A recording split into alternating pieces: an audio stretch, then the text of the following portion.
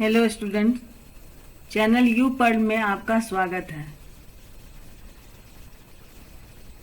इससे पहले वाले वीडियो में हम लोग जो है सो क्लास 9th के chapter 1 the fundamental unit of life cell cell is the fundamental unit of life, इसके बारे में डिस्कस किए थे।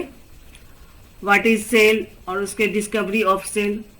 इस वीडियो में हम लोग बात कर रहे हैं shape, size, structure of eukaryotic cell, shape, size and structure of eukaryotic cell. तो shape of the cells may be oval, rectangular, spherical, polygonal, spiral shaped, rod shaped, star shaped, irregular or variable. So the shape is not fixed. Different type of cell are present in living organism. Size of cells. The cells are from 0.1 micrometer μm, जिसको short में हम लोग μm कहते हैं, micrometre to a few feet as well. इस कम से कम छोटा जो है वो माइक्रोमीटर, जैसे कि हम बिना माइक्रोस्कोप के नहीं देख सकते हैं, 0.1 μm माइक्रोमीटर, और फ्यू फीट तक जो है बड़ा में हो सकता है। The size also is influenced by the function a cell has to do. उस सेल का फंक्शन क्या है, इस पर भी उसका साइज डिपेंड होता है। As for example, a smallest cell 0.1 micrometer or micron are mycoplasm. This is the example of smallest mycoplasm, Golgi, septicum and pleuropneumonia. These are the small cell. 1 micrometer is 1,000th of a millimeter. एक micrometer का value होता है 1,000th of a millimeter. तो this is about the size. So smallest size. Now largest size. Largest size in animal, ostrich egg of ostrich, that is 170 into 13.5 millimeter. And in plant, ovule of cycas. Largest cell in plant, ovule of cycas. Nerve cell is the longest cell, about 1 meter in human being. Human being में सबसे लंबा cell कौन होता है? Nerve cell. Structure of cell or component of cell. Cell volume. The volume of a cell is fairly constant for a particular cell type and is independent to the size of the living organism. Volume जो करीब करीब fix ही रहता है एक तरह से, और ये जो है सो साइज ऑफ द ऑर्गेनिज्म से इसका बहुत ज्यादा रिलेशन नहीं है, इंडिपेंडेंट है। As for example, kidney or liver cell are approximately the same size in bull, horse and mouse. जो बड़ा एनिमल है उसमें भी साइज उसका करीब करीब सेम होता है और छोटे में भी सेम ही होता है। So the difference in the total mass of the organ or organism depend on the number, not on the volume of the cell. Understood? Volume से उसका कोई लेना देना है कि कोई भी बड़ा जानवर में उसका मतलब नंबर ऑफ सेल उसमें ज्यादा है और छोटे में नंबर ऑफ सेल कम है। Now cell number. The number of cells is mostly multicellular organism. In multicellular organism is indefinite, but the number of cell may be fixed in some multicellular organism, that is as for example rotifers and nematode. इनमें number of cell करीब करीब fix होता है, ऐसे multicellular organism में indefinite होता है और निश्चित रहता है। The number of cells in multicellular organism usually correlated with the size of the organism. कौन सा ऑर्गेनिज्म कितना बड़ा है उसी पर डिपेंड करता है number of cells. Thus, the small sized organism has less number of cells in comparison to large sized organism. For example, large sized organisms such as elephant, whale, camel, neem tree, banyan tree have countless number of cells.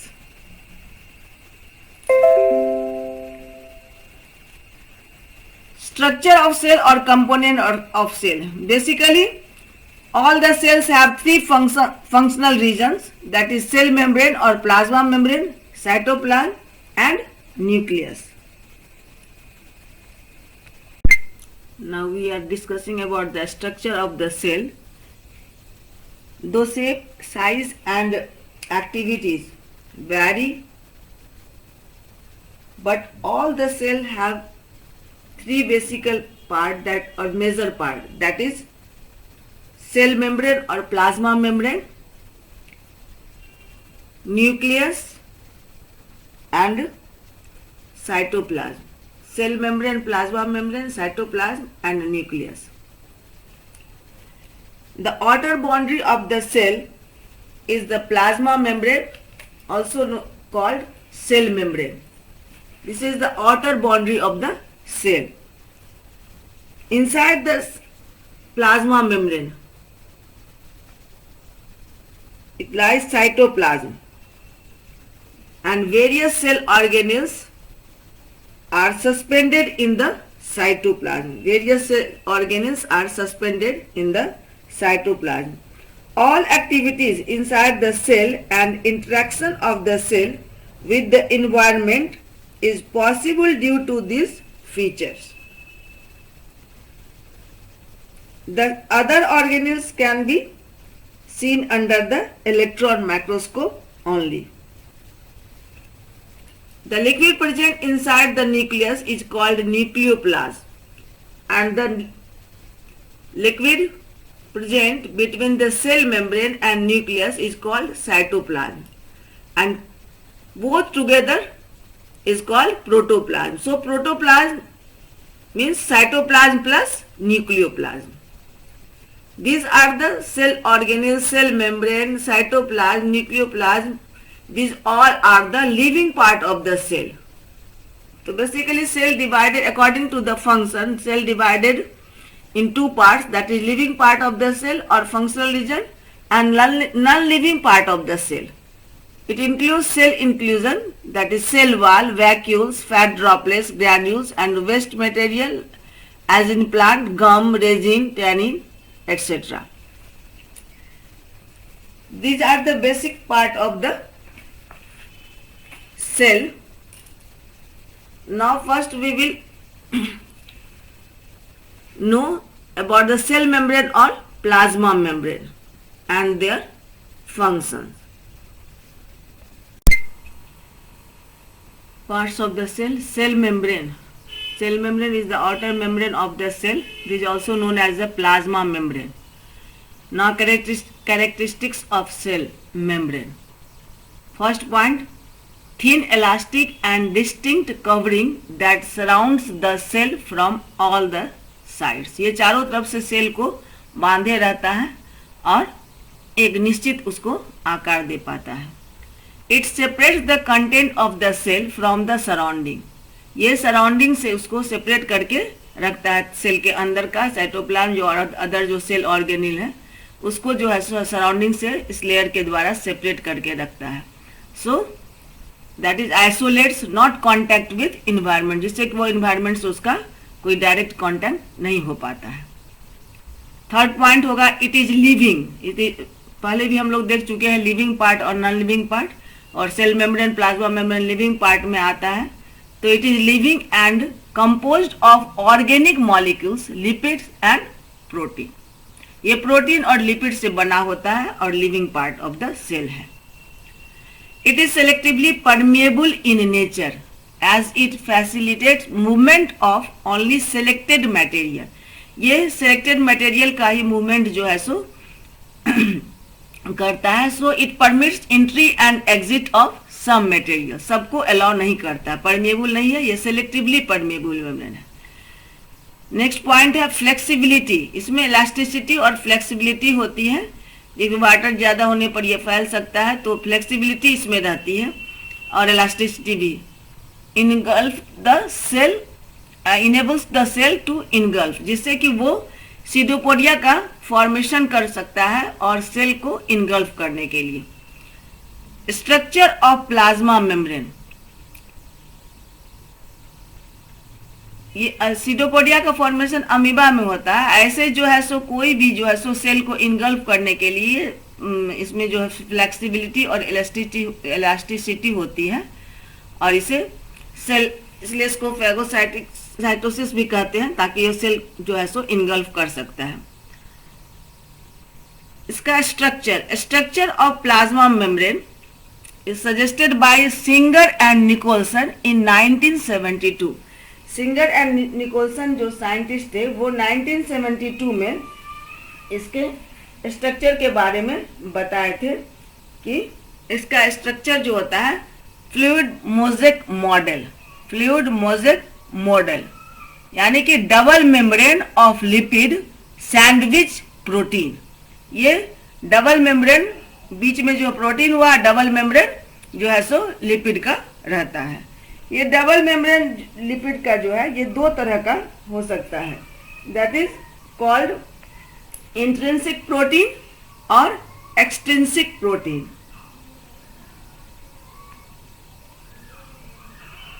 इसमें जो है सो intrinsic protein में completely covers the lipid by layer. ये lipid को जो है सो दोनों तरफ से कंप्लीटली कवर कर लेता है, दोनों तरफ जो है लिपिड का लेयर होता है। और एक्सट्रिंसिक प्रोटीन में occurs either on the outer surface और ऑन द इनर सरफेस, यानी कि एक ही साइड में होगा, या तो आउटर सरफेस की तरफ से होगा या इनर सरफेस के तरफ से होगा। तो ये सारा जो है सो कैरेक्टरिस्टिक्स है सेल मेम्ब्रेन और प्लाज्मा मेम्ब्रेन का। अब हम लोग इसके बारे में सेल मेम्ब्रेन और प्लाज्मा मेम्ब्रेन, क्योंकि ये जो है सो एंट्री और एग्जिट करता है सिलेक्टेड सब्सटेंस का, तो ये कैसे पॉसिबल होता है, ट्रांसपोर्ट कैसे होता है, कि क्या क्या मेथड है और ट्रांसपोर्ट करने का, इसके बारे में हम लोग अब डिस्कस करेंगे। Transport across cell membrane. Transport across cell membrane. As cell membrane is selectively permeable membrane, so some substances transport through the cell membrane. There are three modes of transport, that is passive transport, active transport and bulk transport. Passive transport, it is a slow process. Substances flow higher to lower concentration. ये जो है सो धीरे धीरे होता है passive transport. Passive transport does not require expenditure of energy, इसमें energy require नहीं होती है। It occurs down the concentration gradient, concentration के हिसाब से ये जो है सो होता है। Does not require carrier protein, इसमें कैरियर प्रोटीन की भी जरूरत नहीं होती है। And only small molecules as like water, gases, ions pass through the plasma membrane.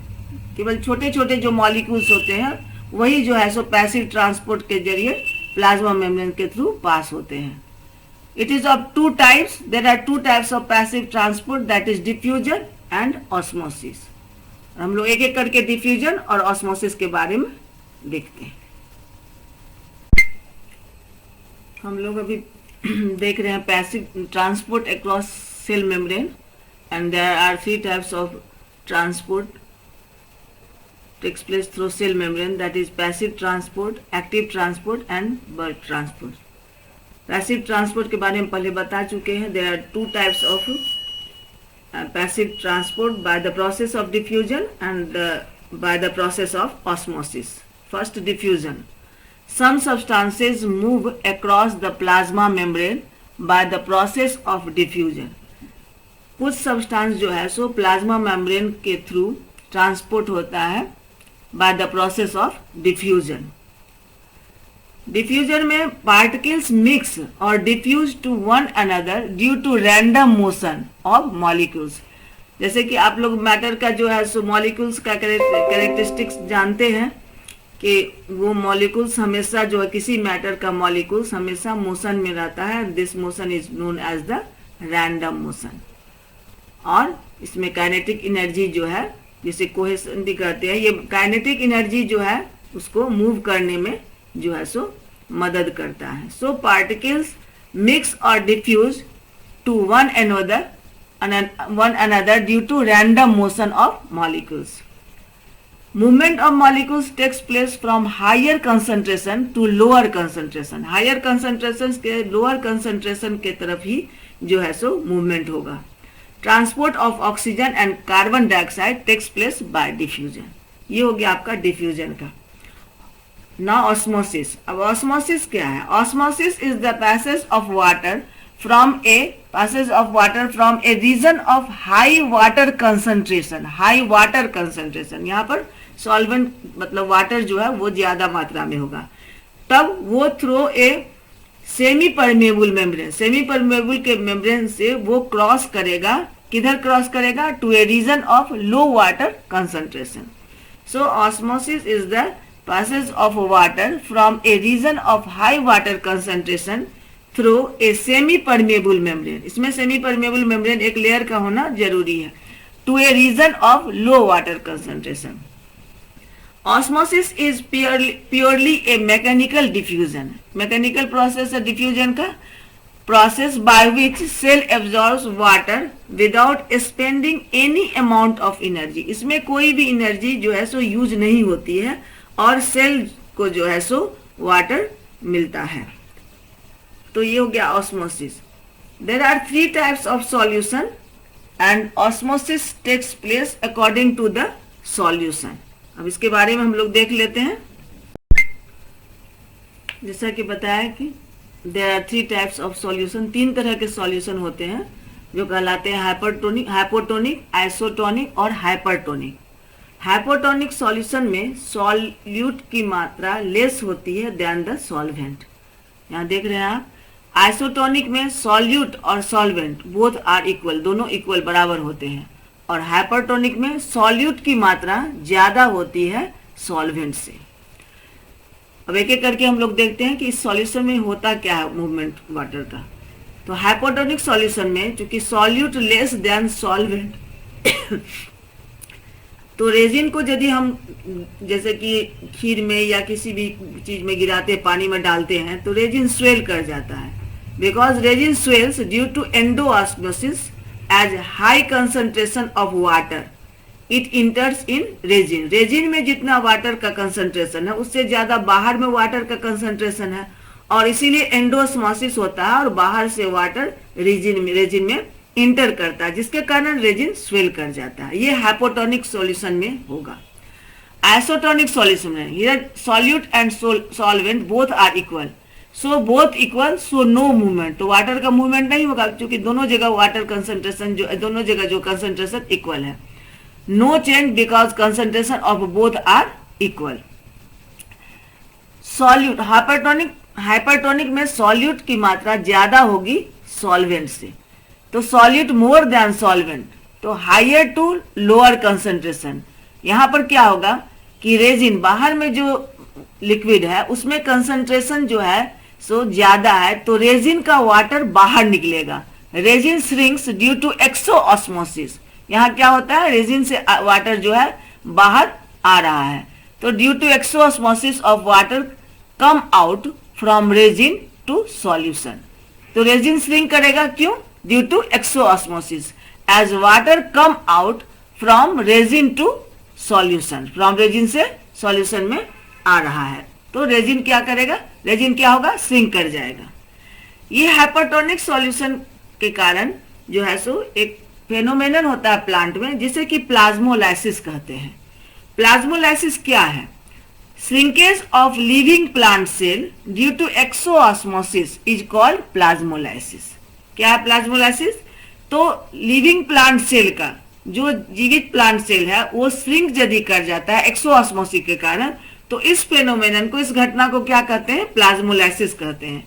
So in this case to water, मतलब ज्यादा water crosses the plasma membrane, plasma membrane से बाहर निकलता है in both direction, but this time more water leaves. ज्यादा water बाहर निकलता है जिस और कम वाटर जो है सो सेल के अंदर इंटर करता है. So this time in case of plasmolysis ये कब होगा, जबकि more water leaves the cell than enters it. जो इंटर करता है वाटर वो कम होता है और ज्यादा वाटर निकलता है, यानी कि वाटर लूज करेगा सेल, और वाटर जब लूज करेगा सेल तो वाटर की जो है सो कमी हो जाएगी, स्कार्सिटी हो जाएगी सेल के अंदर, देयरफॉर सेल विल श्रिंक, और सेल जो है सो श्रिंक कर जाता है। In this situation plant cell is called plasmolysed, and animal cell में ये आरबीसी में होता है, रेड ब्लड कॉर्पस में, is said to be crenated. ये जो है सो उसका मेम्ब्रेन जो है सो वो क्रीनेटेड हो जाता है, जैसे शेप उसका जो है सो प्रॉपर नहीं रह पाता है। तो ये आरबीसी में हो गया क्रीनेटेड, और प्लांट सेल में क्या हो गया, प्लाज्मोलाइज्ड। आप देखते होंगे कि कभी गर्मी के दिन में पानी की जो कमी हो जाती है तो पेड़ जो है सो पेड़ की पत्तियां विल्ट कर जाते हैं, तो उससे वो क्या एक साइन है प्लाज्मोलाइसिस का। तो ये हो गया आपका ऑस्मोसिस जो है सो तीनों टाइप का, हाइपोटोनिक, आइसोटोनिक और हाइपोटोनिक सॉल्यूशन में क्या होता है, यानी कि ये वाटर जो है इंटर करेगा किस डायरेक्शन में, ये एक्सोऑस्मोसिस, एंडोऑस्मोसिस, ये जो है हम लोग देख चुके। और एक्सोऑस्मोसिस में क्या हो जाता है, प्लाज्मोलाइसिस होता है, और सेल जो है सो प्लांट सेल प्लाज्मोलाइज्ड हो जाता है। अब हम लोग इसके बाद पैसिव ट्रांसपोर्ट आपका हो गया। अब हम लोग पढ़ेंगे और जानेंगे active transport and bulk transport, एक एक करके देखते हैं। Next transport system that is active transport. Passive transport के बारे में हम लोग देख चुके हैं, ऑस्मोसिस और diffusion. Now active transport, it is a rapid transport, it requires energy in the form of ATP. Passive transport में एनर्जी नहीं यूज होता है, लेकिन एक्टिव ट्रांसपोर्ट में एनर्जी का यूज होता है। ये it requires energy in the form of ATP. It usually occurs against the concentration gradient. ये कंसंट्रेशन ग्रेडियंट के अगेंस्ट, अपोजिट जो है सो यूज होता है। ये जो है कंसंट्रेशन ग्रेडियंट्स के अपोजिट जो है सो इसका प्रोसेस होता है एक्टिव ट्रांसपोर्ट का। It involves the use of carrier protein. ये कैरियर प्रोटीन का भी यूज करता है, जैसे कि एग्जाम्पल में हो गया sodium ion and potassium ion. Active transport, in active transport the energy is supplied, it is called pump, to transport molecules in a direction opposite to the concentration gradient. In many animals active transport aids in the transport of glucose, blood sugar. Transport of blood sugar या glucose जो है सो उसमें active transport involve होता है into the body cell that oxidizes it to get ATP, जिसके oxidation के कारण, ग्लूकोज का ऑक्सीडेशन के कारण एटीपी एनर्जी जो है सो रिलीज होती है और माइटोकॉन्ड्रिया में स्टोर भी होती है, आप लोग जानते हैं। The concentration of glucose is greater in blood than in the cell that consume it, favouring inward diffusion. क्योंकि बाहर के तरफ जो ब्लड होता है उसमें ग्लूकोज का लेवल ज्यादा होता है और अंदर के सेल में कम, जिसके कारण ये इनवर्ड डिफ्यूजन को जो है सो फेवर करता है। Glucose is a water soluble molecules that by itself is unable to penetrate the membrane rapidly. Glucose जो है सो अपने आप जो है सो प्लाज्मा मेम्ब्रेन के या जो है सो सेल मेम्ब्रेन के थ्रू पास नहीं हो सकता है, सो इसमें एनर्जी का जो है सो यूज होता है।